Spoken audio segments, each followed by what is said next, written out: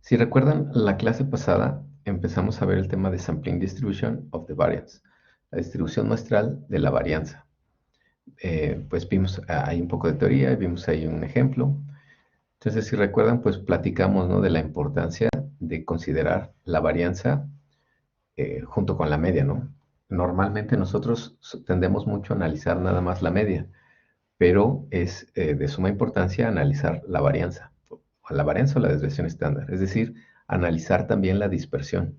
Esto es porque la dispersión, el analizar la varianza y la desviación estándar, nos va a dar información oculta que no podríamos obtener analizando solamente la media, ¿no? Entonces, bueno, la clase anterior vimos cómo a pesar de que dos procesos pueden tener la misma media, pueden tener varianzas muy diferentes. Consideramos algunos puntos de la varianza. Recordamos que la varianza puede ser calculada para la varianza poblacional y para la varianza muestral. En este caso, pues estamos interesados en la varianza muestral.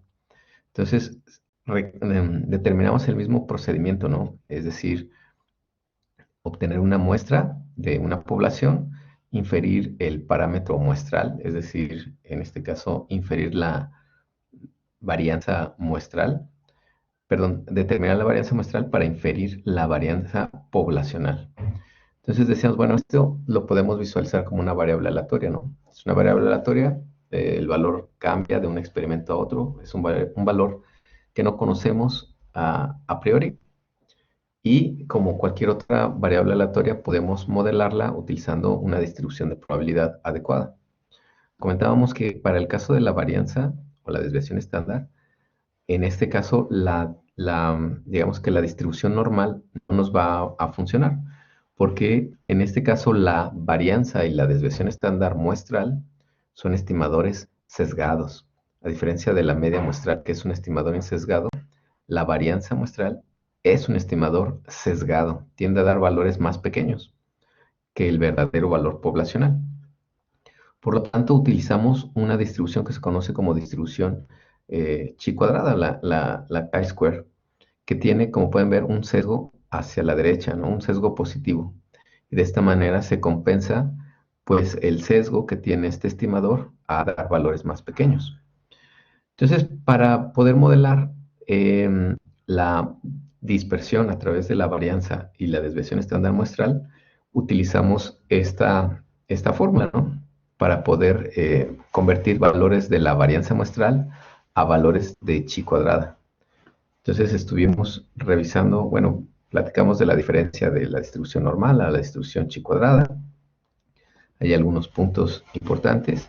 Y luego platicamos también un poco de la forma de la distribución chi cuadrada. Si recuerdan, comentamos que el parámetro que define la distribución chi cuadrada son los grados de libertad, ¿no? Los grados de libertad, degrees of freedom, que en algunos libros lo representan como una V.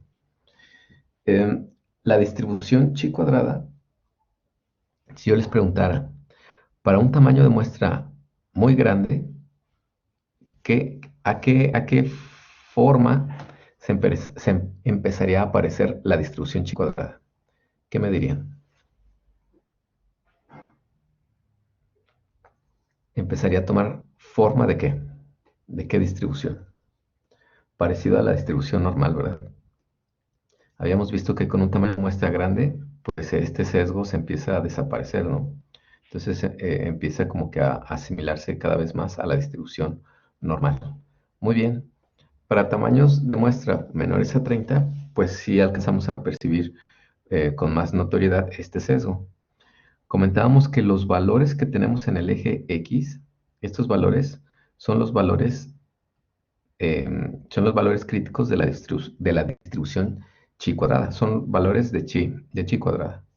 Y empiezan del 0, van creciendo hasta más infinito. ¿Vale? Comentábamos que la em, si yo quiero analizar un porcentaje o el área bajo la curva, ¿de dónde tengo que empezar a medir?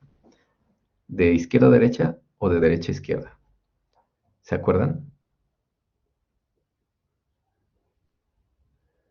De derecha a izquierda, profe. De derecha a izquierda, ¿verdad?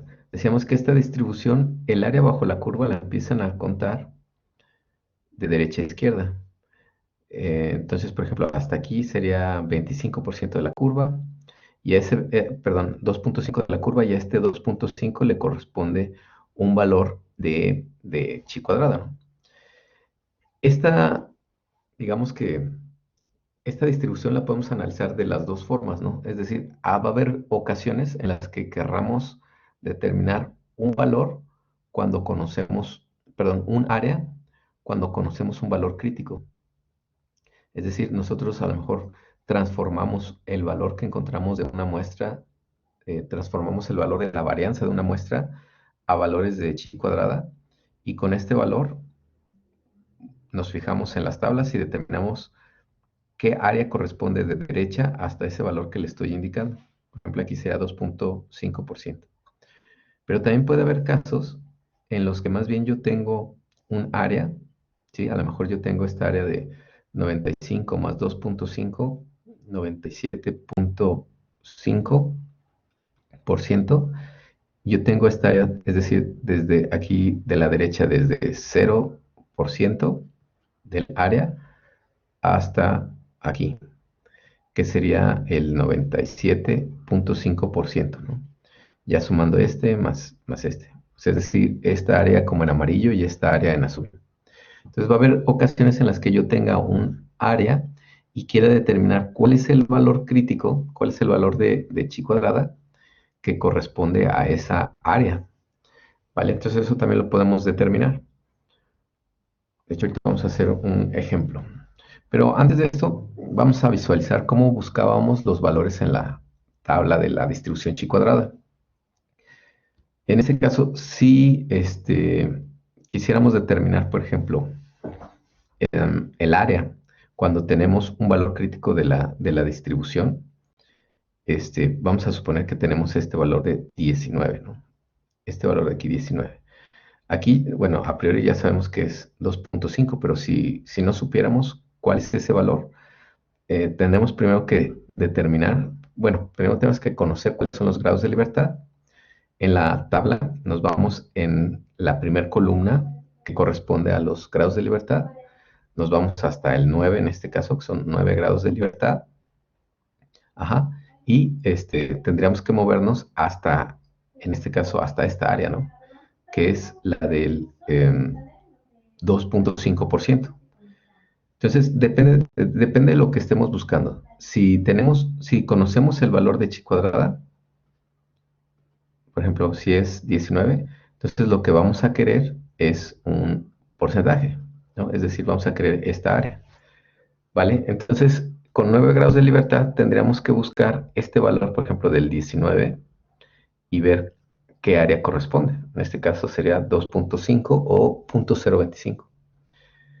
Si fuera lo contrario, si conociéramos el área, entonces el procedimiento sería muy similar en el sentido de que tendríamos que ir a los grados de libertad, nada más que ahora me tendría que recorrer hasta la columna del área correspondiente y ver cuál es el valor de chi cuadrada que le corresponde este 2.5, ¿vale? Entonces, bueno, dependerá qué es lo que esté buscando, si el valor de chi cuadrada o el valor del área. Entonces, realmente los dos valores los podemos encontrar de la misma manera, nada más si tenemos el valor de chi cuadrada, pues lo ubicamos aquí y vemos a qué área corresponde. Si tenemos el área, por ejemplo, si yo quisiera conocer el área que llega hasta aquí, es decir, de esta área más esta área, la amarilla más la azul, que da el 97.5%, yo sé que son 9 grados de libertad, entonces sigue siendo en este renglón. 9 grados de libertad, me voy hacia la columna que representa los 97.5 y veo esta área desde 0 hasta aquí, ahí, ya empecé, desde 0 hasta aquí, ¿qué valor crítico corresponde? Entonces, en este caso sería 2.7. Es decir, este puntito de aquí, ahí, este puntito de aquí sería 2.7. Ok, bueno, fue lo que platicamos. vimos por ahí un ejemplo para calcular un área. Aquí nos pedían la probabilidad de que al sacar una muestra de tamaño 200 obtuviéramos una desviación estándar entre estos dos valores. Entonces decíamos, bueno, primero este valor de la desviación estándar lo tengo que convertir a valores de chi cuadrada, utilizando esta fórmula.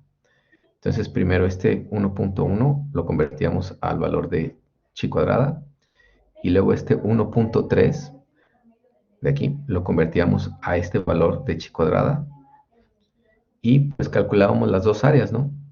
Para 167 sería un área desde 0 hasta aquí, y le corresponde este punto 95.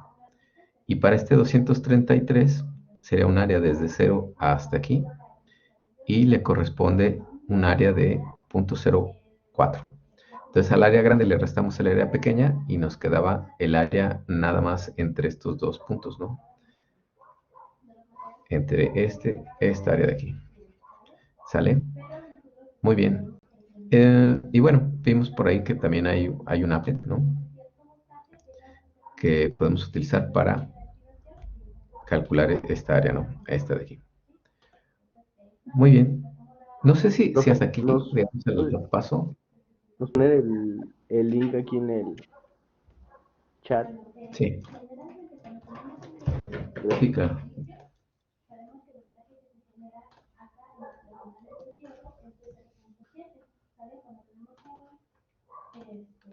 Muy bien.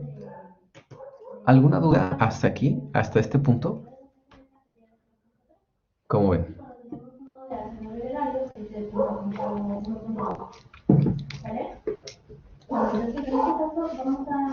¿Todo bien?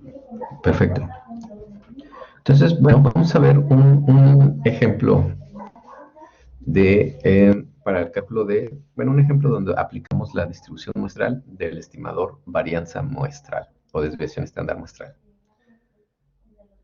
Entonces, a ver, ¿a quién le gustaría leer? ¿Quién me ayuda? ¿Quién me apoya a leer este ejemplo? ¿Quién dijo yo?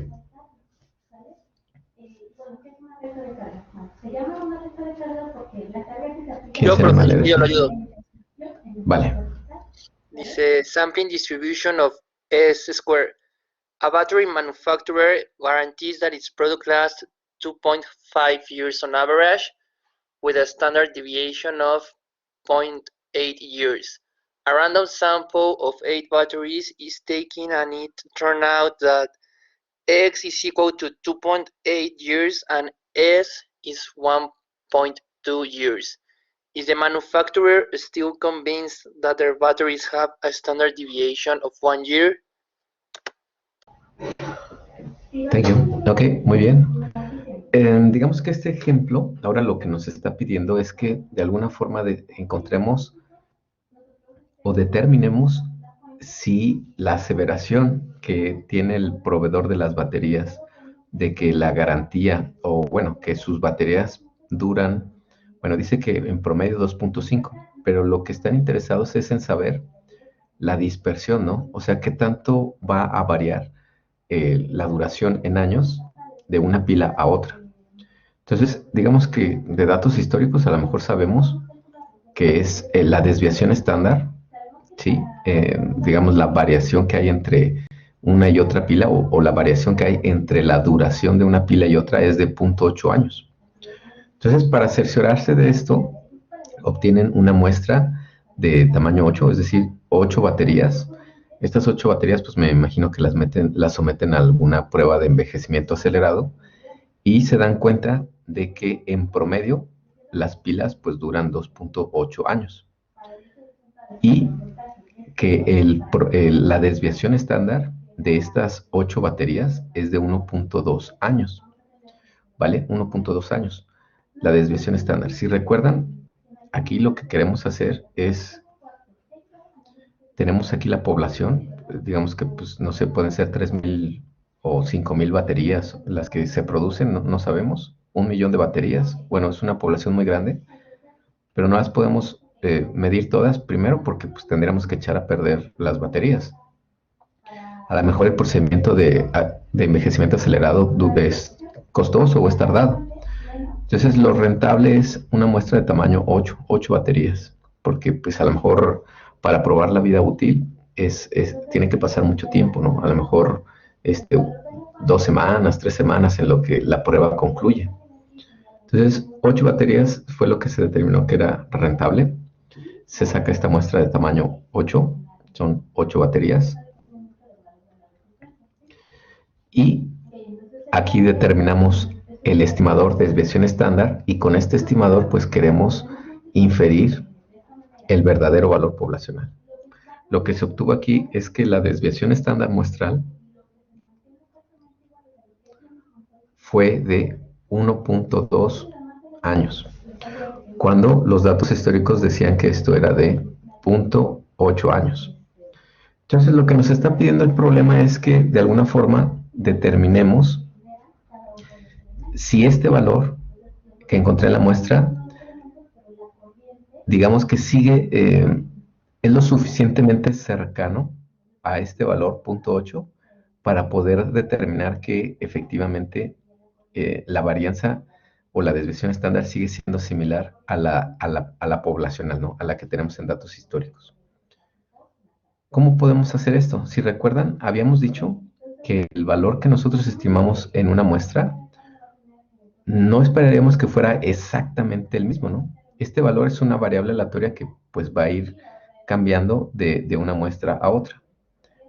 Pero como estamos utilizando una distribución conveniente, una distribución, en este caso sabemos que este valor que aquí estimamos, de la varianza muestral, tiende a ser menor al verdadero. Pero como vamos a utilizar la distribución chi cuadrada, ese sesgo pues queda compensado. Entonces, vamos a necesitar de alguna forma determinar si este valor es lo suficientemente diferente del que nosotros estamos queriendo verificar, pues para poder aseverar que no, que ya la varianza ya es mayor, o sea, la dispersión de nuestras baterías es mayor, que a lo mejor nuestro proceso ya no está tan controlado o algo está pasando en nuestras baterías, que ya la variación del tiempo de vida de una batería a otra es mayor a la que se supone debería de tener. ¿Vale? Entonces, si recuerdan, si sacamos muchas muestras y a todas les calculamos la desviación estándar o la varianza muestral, vamos a obtener diferentes valores. Es posible que a lo mejor aquí obtengamos algo así, ¿no? No lo sabemos. El que nosotros obtuvimos fue pero nosotros tenemos en la mente que a lo mejor pudiera ser que los otros valores estén rondando por aquí. A lo mejor si sacamos otra muestra, a lo mejor obtendríamos un valor así. No lo sabemos, pero vamos a utilizar una estrategia para determinar qué tan cercano es este valor al verdadero valor poblacional y de esta manera darnos una idea de si efectivamente el valor de la dispersión entre una batería y otra es mayor a la que tenemos los datos históricos, ¿no? Entonces, a ver, déjenme borrar un poquito aquí. Vamos a ver. Entonces, lo primero que tendríamos que hacer, pues, es obtener el valor de chi cuadrada. Tenemos, para poder utilizar la distribución chi cuadrada, pues vamos a convertir el valor que obtuvimos de la muestra, este valor lo vamos a convertir a un valor de chi cuadrada. Aquí está, este es el valor que queremos convertir. Nosotros tenemos, en este caso, por los datos históricos, 0.8 años de la desviación estándar poblacional. Si se fijan, el problema lo que me pide es la varianza, y aquí me están dando la desviación estándar. Entonces hay que fijarnos en esto, quiere decir que este valor lo tenemos que elevar al cuadrado. Este también representa la desviación estándar, entonces también lo tendremos que elevar al cuadrado porque la fórmula me pide la varianza. ¿Vale? Entonces realizo el cálculo y obtengo un valor de chi cuadrada de 15.75. ¿Sale? 15.75. Déjenme nada más hacer una grafiquita. Está por aquí. Ok, me necesito adelantar un poquito. Este 15.75 lo vamos a manejar de la siguiente manera.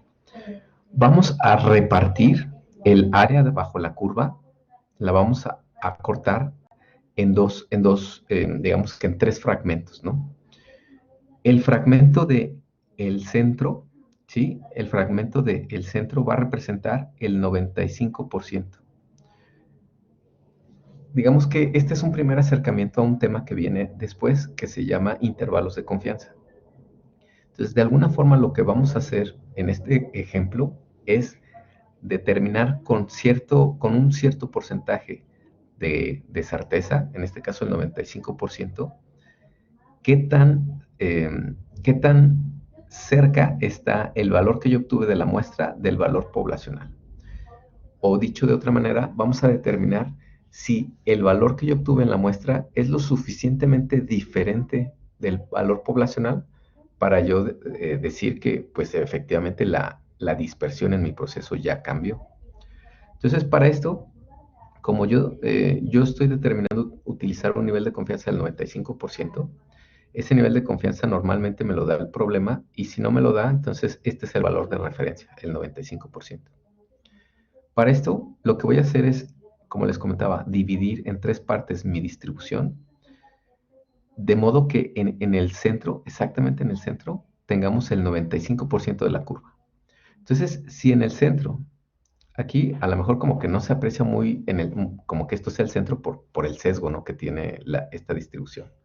Pero esto es el centro. Si yo les digo que todo lo que está en blanco es el centro y que existe el 95%, quiere decir que a la derecha debemos de tener la misma área que a la izquierda.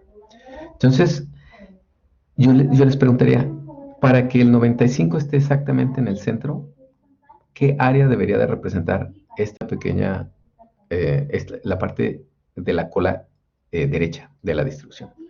¿Qué área debería de medir esta parte en rojo de la derecha? Como ven, ¿qué área tendremos aquí? Ok, por ejemplo, dice Sofía 2.5%. Y entonces, esta área de acá, si se fijan, está como más altita, pero también está más angosta. ¿Qué área debería representar ahora de aquí a la izquierda? ¿Qué área debería de tener? ¿O cuánto debería medir esta área de aquí?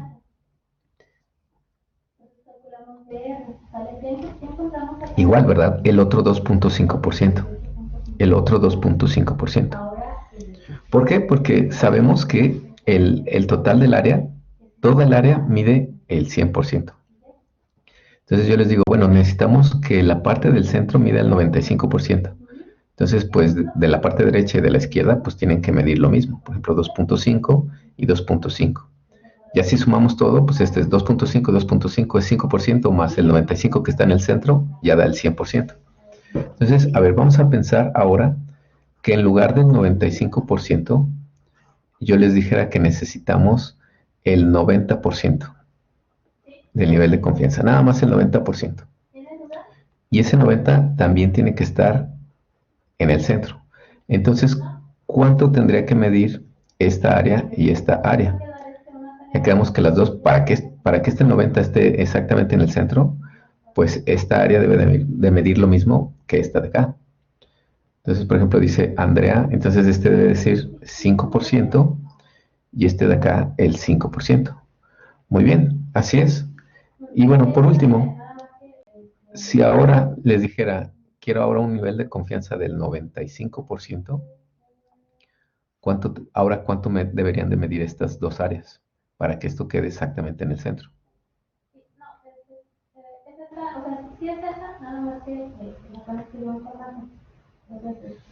¿Cómo ven? ¿Quién me dice?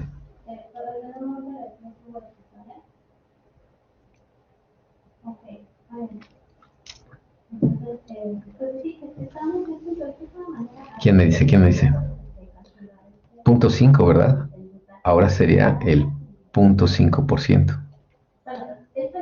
0.5%. Entonces ya sería 0.5 más 0.5, 1 más el 99, pues ya es el 100, ¿vale? Entonces, bueno, así es como lo haríamos en este tipo de ejemplos. Como les comento, generalmente,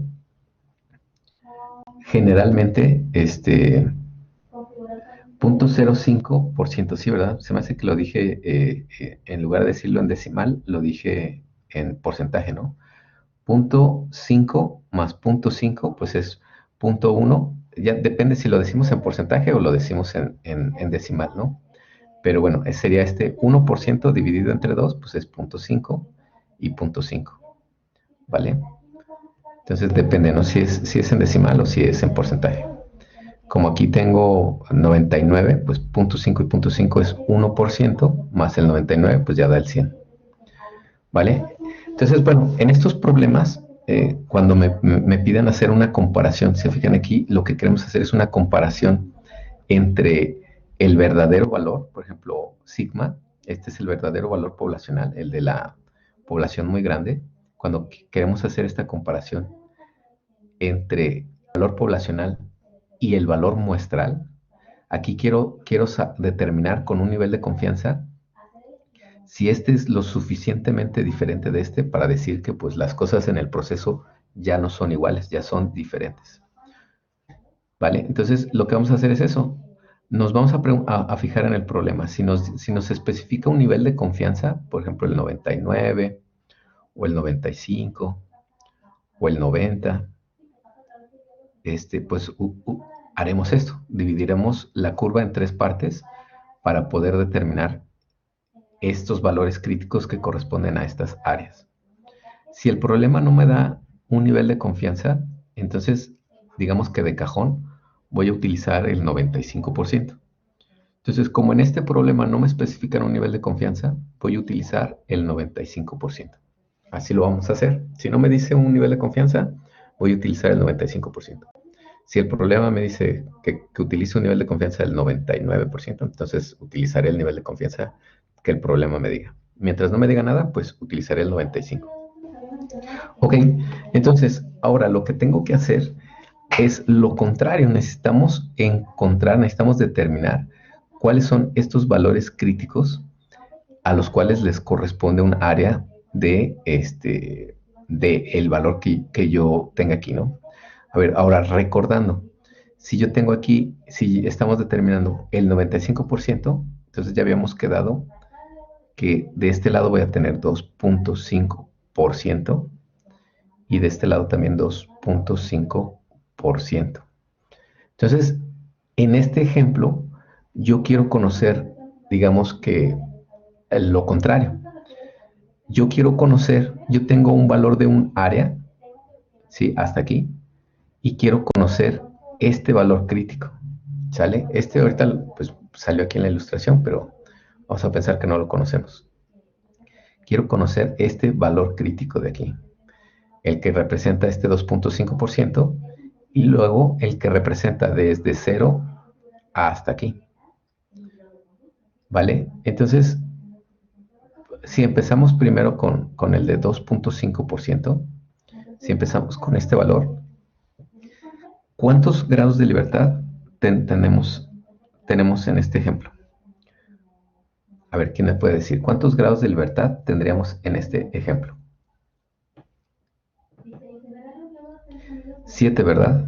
Aquí ya dejé todo esto rayado, pero tenemos 7 porque aquí en el problema dice que fueron 8 baterías y nosotros sabemos que los grados de libertad o degrees of freedom son el tamaño de la muestra menos 1. Entonces en este caso tendríamos 7, ¿vale? Me tendría que ir entonces a la columna de grados de libertad en el renglón 7 y ahora sí buscaría el área que quiero determinar. Entonces, para esta primera área quedamos que es de 2.5%. 2.5% o 0.025 en decimal.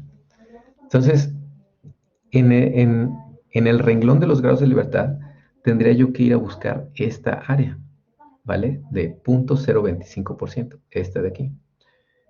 Entonces encuentro el primer valor, este 16.03. Si se fijan, aquí yo tengo un área y necesito el valor crítico. Entonces este sería mi primer valor crítico que encontraría, 16.013. Después yo les preguntaría, ¿de cuánto tendría que ser la otra área para encontrar este punto de aquí? ¿De cuánto tendría que medir esa área? ¿Alguien me puede decir? ¿Alguien sabe? ¿Cuánto tendría que medir esa área para yo poderla buscar en las tablas?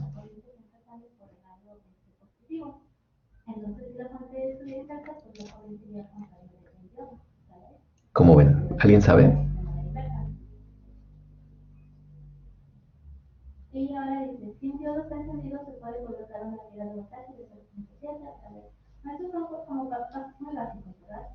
Vamos a 97.5, ¿verdad? ¿Por qué 97.5? Bueno, pues porque tengo este 2.5 hasta aquí, el área bajo la curva es 2.5, pero si me voy hasta acá, tendría entonces este 2.5 más este 95. Entonces, todo el área está en naranja más esta en blanco, hasta aquí, pues representaría el 97.5. Entonces, tendría yo que ahora fijarme en la columna del punto 975, que corresponde a este porcentaje. Entonces, en el renglón de los grados de libertad está ahora el valor crítico de este punto, 1.69. 1.69. Ok, ahora ya tenemos esta información, es decir, ya conocemos este valor crítico de aquí, conocemos este valor crítico de acá, y decimos, bueno, pero ¿y esto qué vamos a hacer ahora con esta información? Quedamos que estábamos comparando el valor poblacional del valor muestral.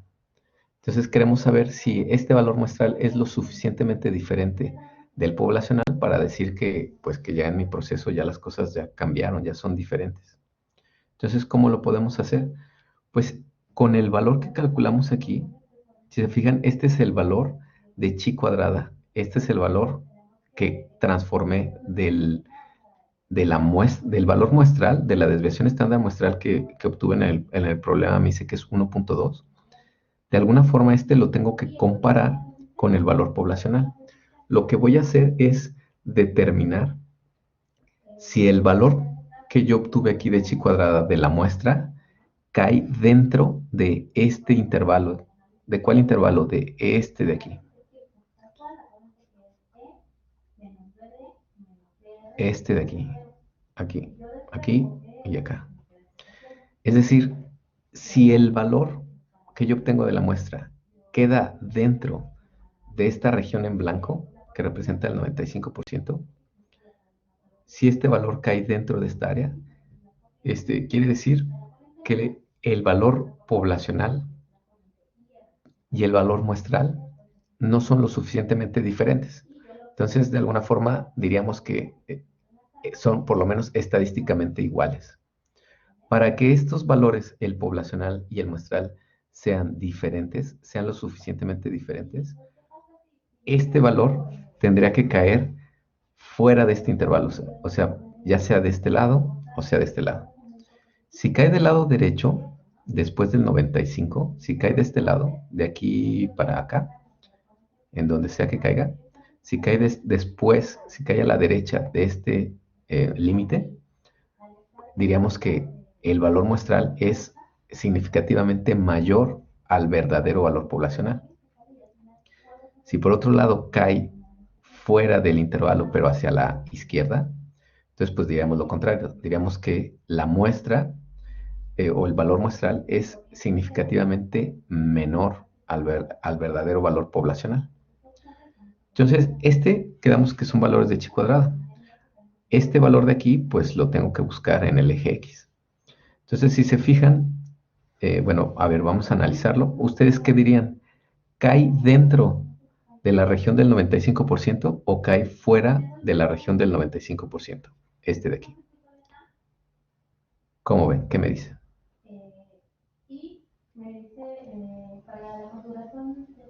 Cae dentro, ¿verdad? ¿Por qué cae dentro? Porque pues si el límite es 16.13, pues el 15.75, pues podríamos pensar que está como por aquí, ¿no?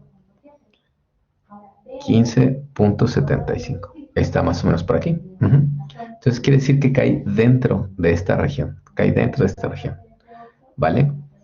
Si este valor hubiera sido, por ejemplo, 18, entonces hubiera caído en esta región y diríamos que la media muestral es significativamente mayor que la media poblacional.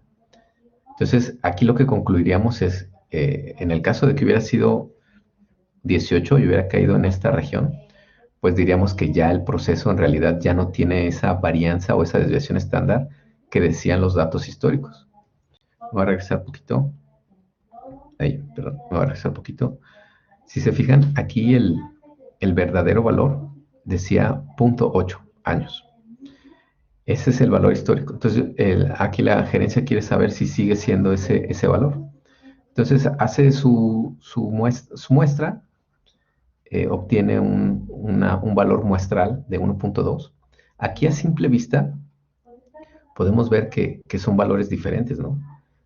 1.2 y 1.8 pues son valores diferentes. A lo mejor alguien que no conoce de estadística inferencial diría, no, pues ya es mayor el proceso, ya es mayor la variación del proceso.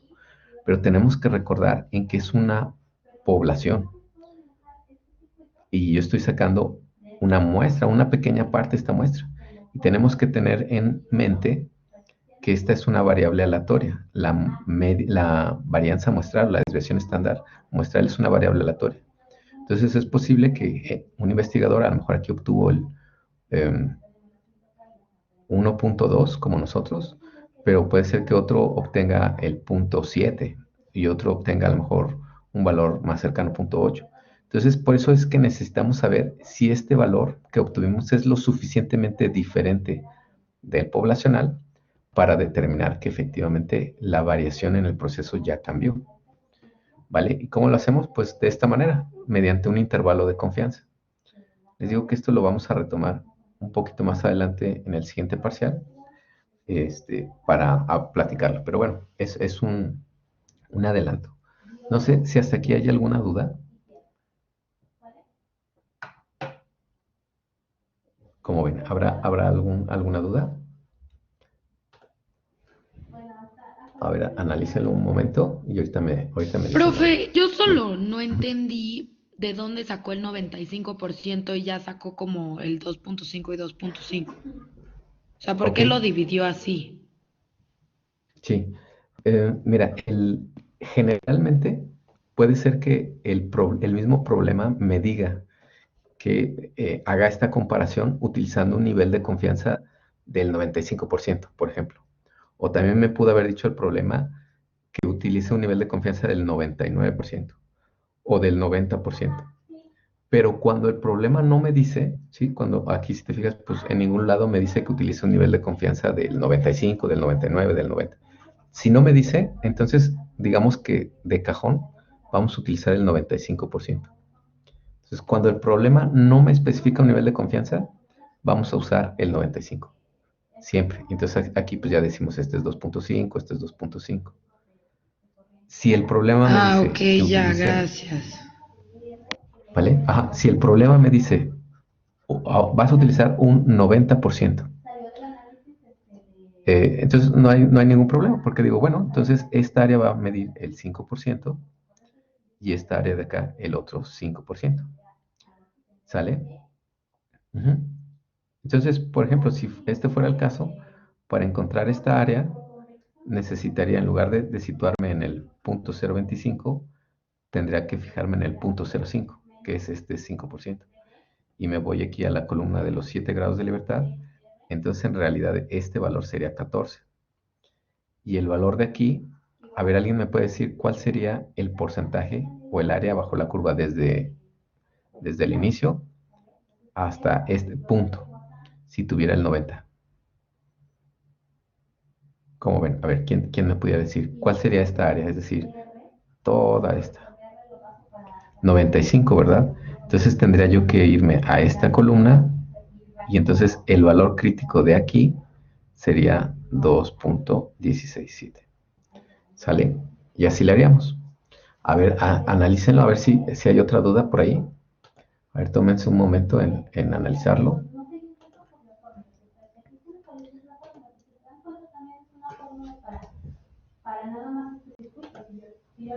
Tómense un momentito y ahorita me dicen, a ver, reflexiónalo. Entonces, esta ecuación pues aumentaría, ¿verdad? Esta sería lo mejor. E menos B de 1 menos B de 2 menos B de 3, etcétera, ¿sabes? Entonces, por eso les digo que no se fíen tanto de las fórmulas, o sea, entiendan las fórmulas. ¿Cómo ven? ¿Todo bien? ¿Y pues de dónde salen? En este caso salen de la ley de voltaje de Kirchhoff. Yo aquí estoy aplicando la ley de voltaje de Kirchhoff para un circuito en serie. Y o sea, ya aquí despejando, bueno, si no hay otra duda, les voy a comentar entonces.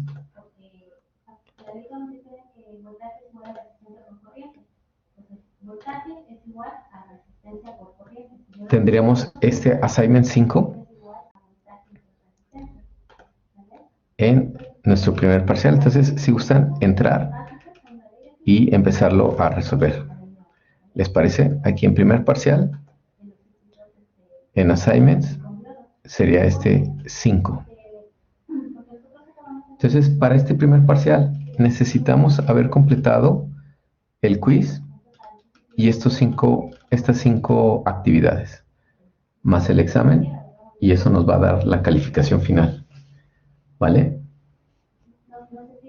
Entonces, a ver, ingresen al assignment y me dicen si hay ahí algún detalle.